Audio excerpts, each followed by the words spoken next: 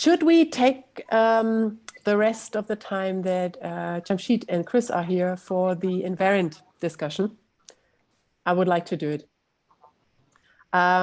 We tried to summarize the conversation that was sparked off, I guess, by Rudy, and who was the second person? Jose, on, okay, can we have an invariant in a socio-economic system?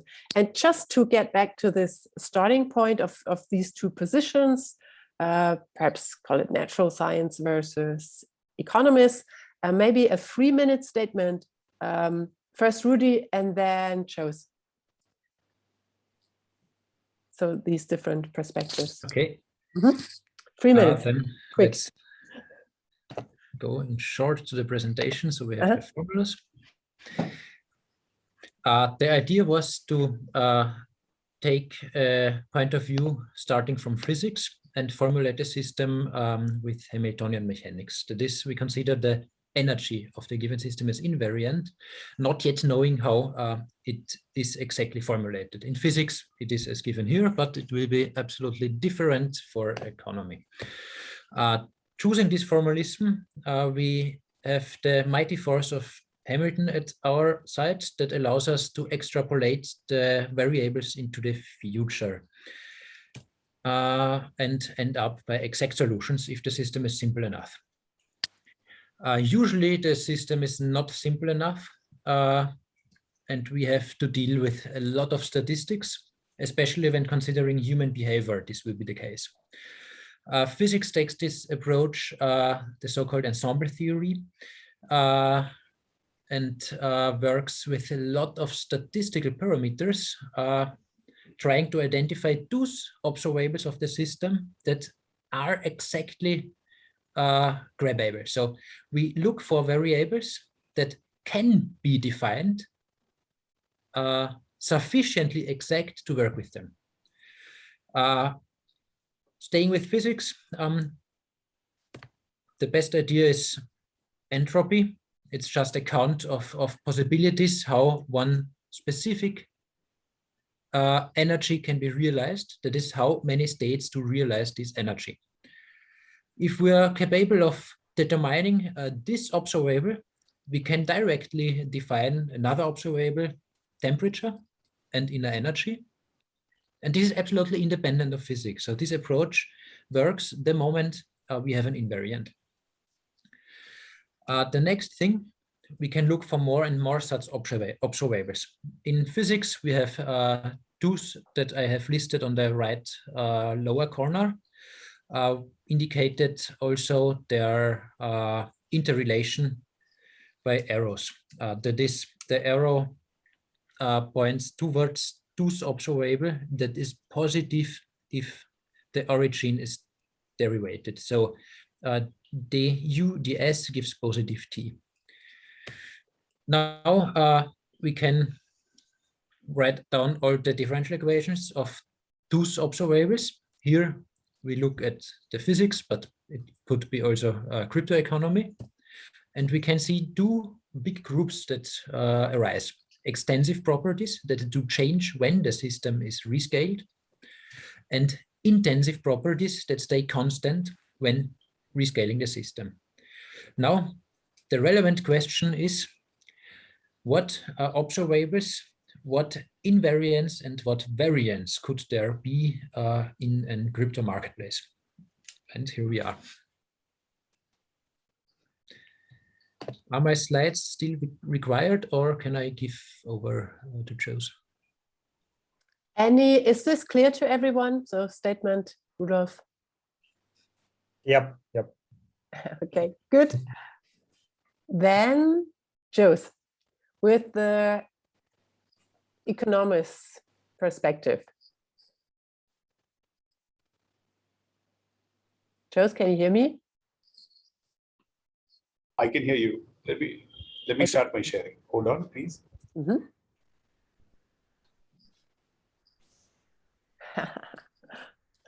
Can you? Is it clear? Loading should be fine in a second.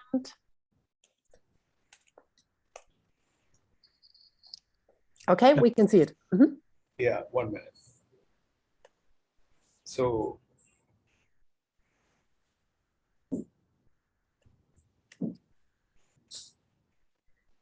okay, essentially, I'm calling this invariance in economics and social sciences in the context of AMMS. And basically, it's a reaction to what Rudy proposed. Where, I mean, from the area of physics, he was trying to actually, that's how the kind of the discussion started to identify invariance in the crypto ecosystem. And one of the propositions was, one of the assumptions was that there is, there's a cap on liquidity as defined by the constant proportion model. And basically, my reply to that was that the constant product model was basically a heuristic. We have various types of models, all of them with various proportions, and what we adopt is a kind of a heuristic. I mean, what is convenient to us? There's absolutely no harm in that. And also, a kind of a spin-off from this was the possibility that if we dilute this, that using some recent developments in economics, that there is really no cap on the amount of base coins which can be printed, which can be minted. That was a kind of a spin-off proposition. So from that, basically, what I'm saying is that it is not that there is no invariant in economics, but you don't have that type of invariance which, in physics, we and the physical sciences, we have invariance in the nature of, constants, your, speed of light. It's a universal constant. The notion of a universal constant in social sciences, it's almost non-existent, at least up till now. But now, at the end of this of this particular thing, I'll be showing how universal constants are actually emerging in social sciences. So this is one. Can you see this? Yeah. This study? Yeah. So it basically is, it's talking about the infeasibility of invariance in management studies. It's also a reflection of the fact that what applies here is also true for economics. Management studies is basically, you can say it's a subset of economics, like accountancy and all that. So the two basic reasons are,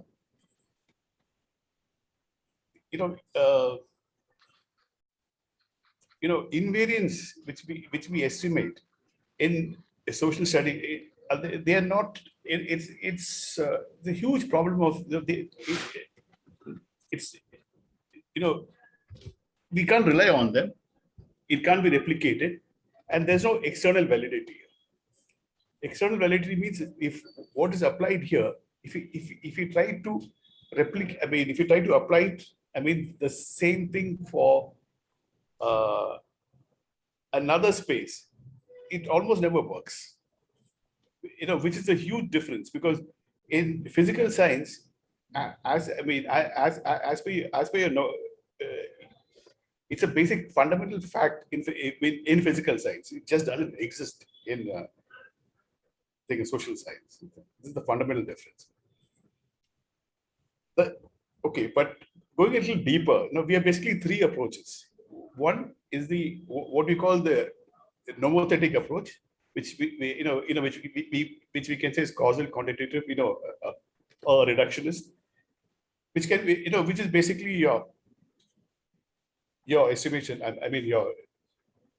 Your functional specification. And here, what we are trying to do is that we have two unknowns, y and x, and we are trying to estimate your coefficients. These coefficients are in the nature of invariance. Okay, but the point is that within a particular space, but they are plagued by the problems of, if you do a study, it can't be replicated. With, you can't apply it, but for the second. The second approach is idiographic, which is basically complex, qualitative. It basically looks at what do you call it? Let's say it's more descriptive. It's used in ethnography, anthropology, and all that. It's still very, very powerful.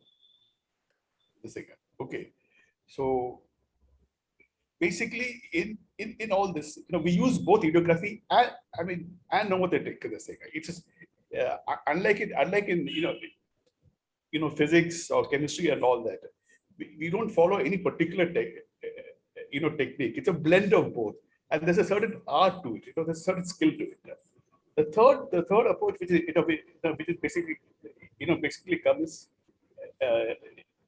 which has come is big data. You throw everything into it. You really don't know what is there, and you get a solution. The thing is, it's only the first one, nomothetic. We actually always look for quantitative data. In the others, though in big data we have quantitative data, it is not in the domain per se. For the second, it's more technical. The second. It is not economics, or it's not social sciences. Okay. Now, when it comes to ambiguity, complexity. Finally, now we are seeing the emergence of invariants in the area of complex science of this thing, and it's quite weird. We are actually finding them out, and this is some of the data, like the number of petrol stations in cities is proportional to the population. Now this may look obvious, but the point is that what's interesting is the slope. It increases at a particular slope, and that is surprising. There's no reason as to why the rate of feature of petrol pumps in France and Germany and all that should be a function, a direct function of this. And this is across the world, not just Europe. Right? It's happening across the world, and this is true. There's the study which I've actually quoted out here. You just look at it; it's amazing. So you find these type of global invariants or universal constants, which we never thought would exist in social science, is actually emerging. Okay. So that's very surprising, and I think it's got very interesting spin-offs for the token, economic systems, because let's see what happens. I think my bet is that we will be able to do something with this, and ultimately, what is the whole?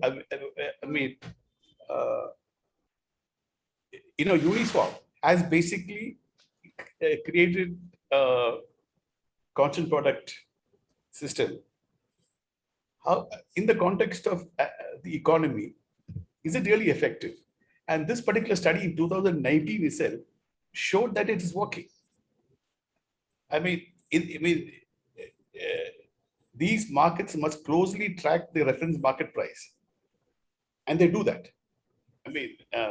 So basically, what you're basically saying is that the constant product system, or your the variations of that are basically efficient in an economic sense, and that, according to me, has very interesting spin-offs. I do believe, especially with Uniswap 3, when it allows for any liquidity provider to actually operate, define his own space, I do believe that the demand curve will emerge over time. And also the supply curve, but its nature will be quite different from what we see in this particular traditional economic system. In the traditional economic system, what happens is that notionally we think that the intersection of demand and supply, you get a market clearing price. We get what is known as a market clearing price, and the bulk of the transactions are around that. Now the point is that in the tokenized system, in which you have complex coordination, transactions can take place across the space. And the example which I try to give is that in the NFT realm, when you see an art in which you have a blue blank picture with just one dot in the center, that's sold for something like some absurd rate, some $23 million or something like that. And people were saying this, absolute nonsense. But the point is that at one particular point there is a demand for it. And this is what will emerge from this new, new type of a demand curve. It will be possible to have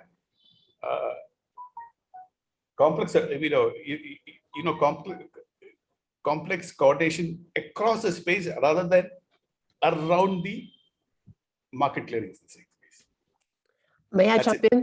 Yeah. Oh, perfect. So you're already finished. Finished. Okay, cool. I think Chris and Jamshid, a reaction on that. So on this comparison, or I think it's not two different positions anymore, right? It's just an observation where these two disciplines are or have been. I can jump in very quickly. Unfortunately, my time was up at 4:30, so I'll try to make it brief. But just to say that there is, in a way, both approaches are different views upon phenomena that can be explained by different lenses of invariance. And the difference between the two, which has traditionally been the real problem with economics, in particular for its replicatability, has been the assumptions about the individual behaviors within the economy that you're attempting to build the laws of motion around.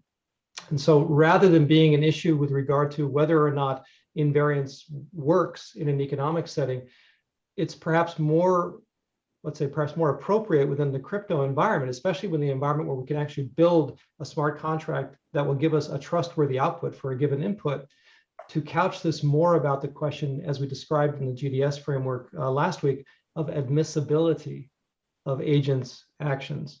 If you build the invariance such that individuals are free to choose what they can within a menu of options that you present them, but if you are able to enforce that menu and allow them to choose freely within that context, then you can have invariance arise in economic settings where you're not assuming that people are going to do the same thing time after time after time after time, where you're not even necessarily assuming that the same subpopulations are engaging with each other, but there may be some drift over time. Then you can get regularities of behavior that will occur on the basis of those other factors, like those external factors that come in, that can be used either as focal points or as conditioning variables that somehow drive a common result.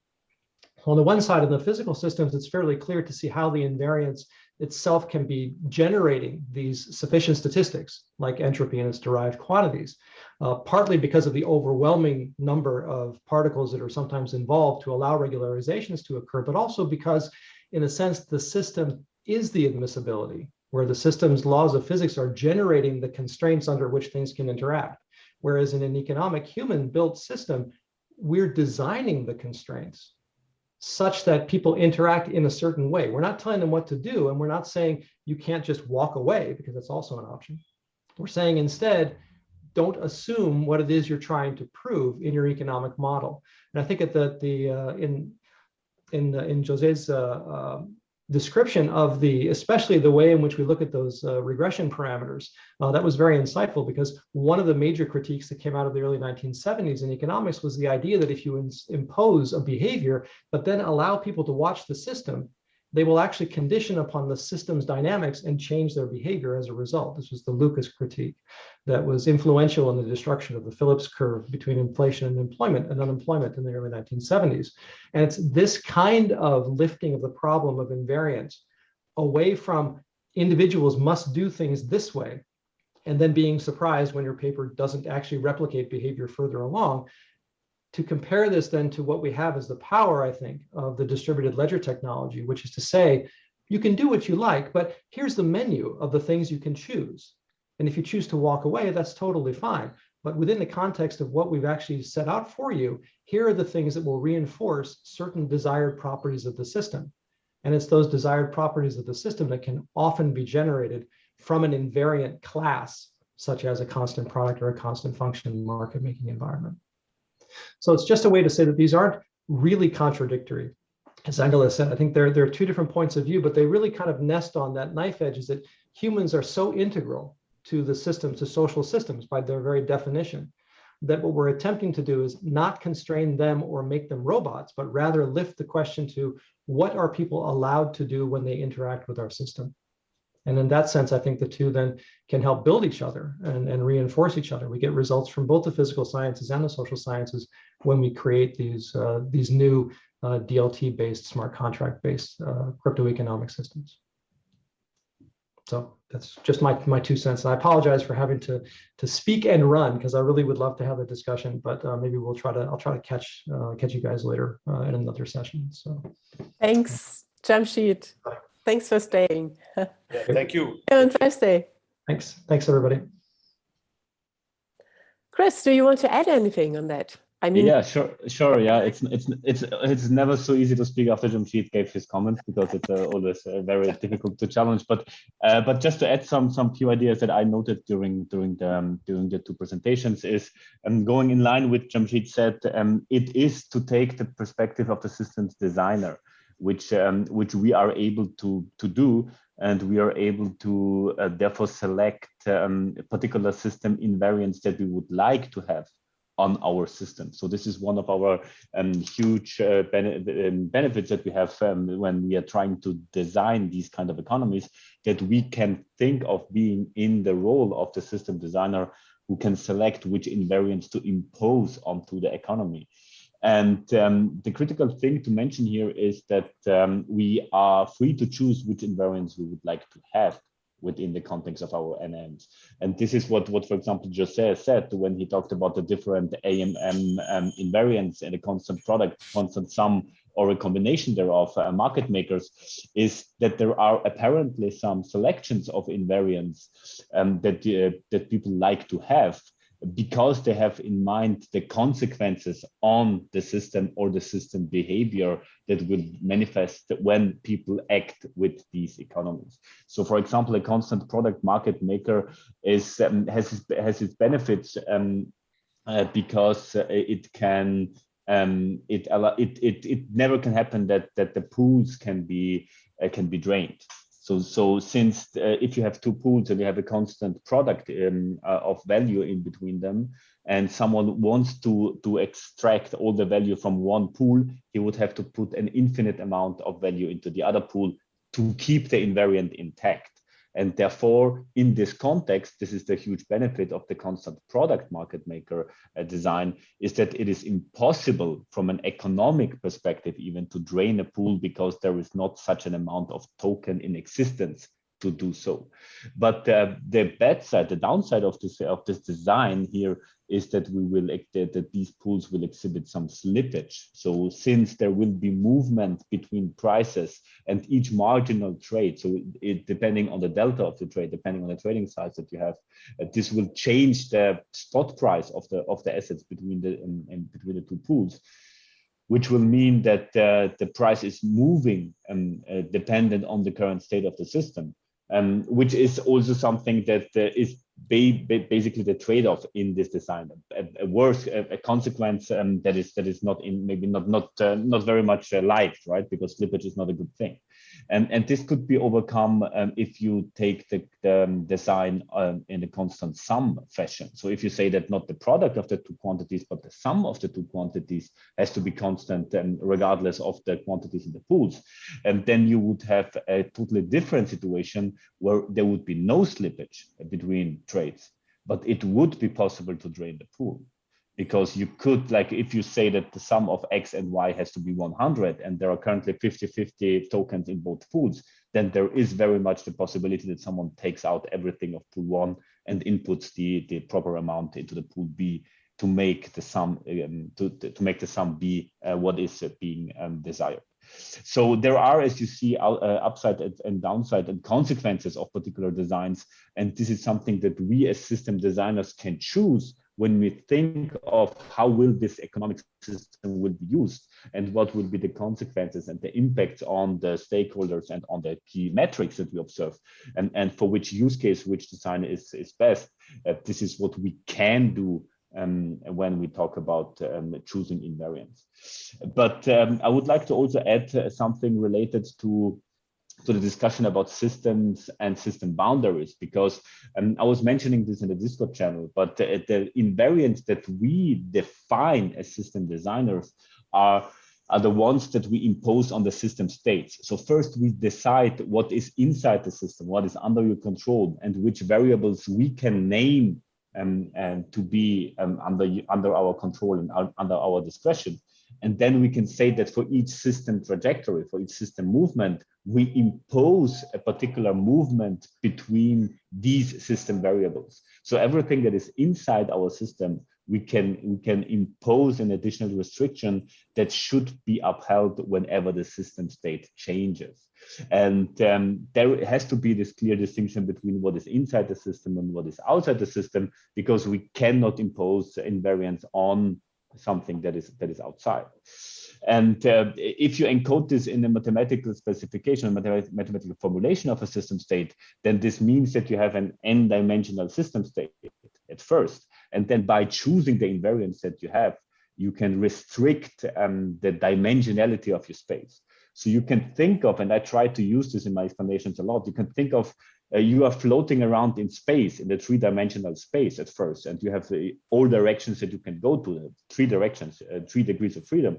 But then you create a digital world. So you, as if you would create a planet in the space where you say that everyone has to move on this planet. So each movement of agents, as Jamshid noted, from choosing from the menu of options that he can, will restrict the agents to move on a surface, as a lower dimensional surface in the space, which in this explanation, in this context, would be a 2-dimensional surface of the planet that restricts the movement of the agents instead of being able to float around in space. So this is something that we can do. We can restrict the dimensionality of the space. We can reduce the complexity of the problem, still leaving degrees of freedom to the agents, because on this surface, they can move as however they wish.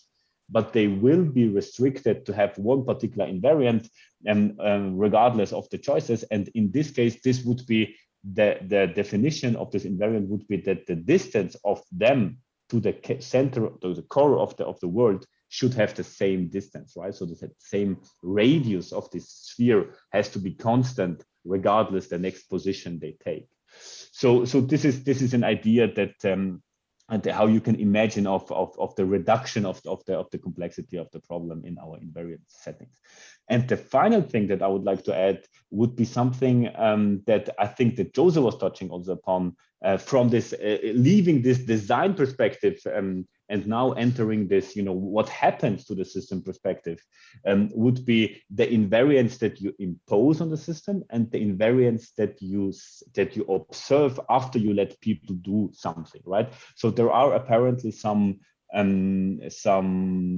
actions going on that will result in particular behaviors that can be seen as invariant over time without you having defined them in the first place. So there is this possibility that there will be empirical evidence of invariance in your system. Nonetheless, however, you haven't tried to impose it onto the system participants, right? So there is this distinction between which movements of the system you restrict. So this would be the defined invariance from the systems engineering perspective.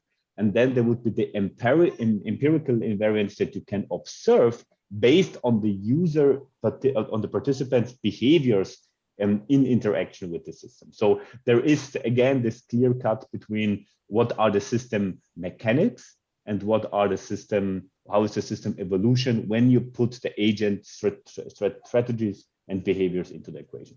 But these are just a few comments how I feel that these two fields are connected, right? So I think Rudolf said at one time that if you would model the whole universe, then you would be able to describe the system as like without any boundaries, right? So then if you would be God in this context, then you could say that you're designing the system and taking care of all of the definitions and rules within this space.